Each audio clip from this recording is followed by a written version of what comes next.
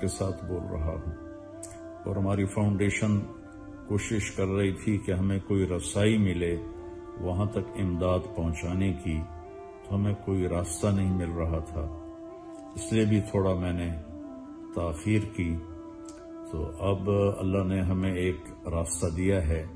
ایک دوسری فاؤنڈیشن کے ساتھ مل کر انشاءاللہ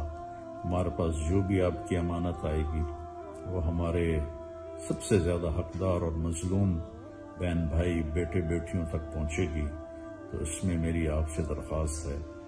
کہ آپ اہل فلسطین کی مدد فرمائیں، انشاءاللہ سب کچھ ان تک پہنچے گا، اور ہم ان کی دوسری مدد فرمائیں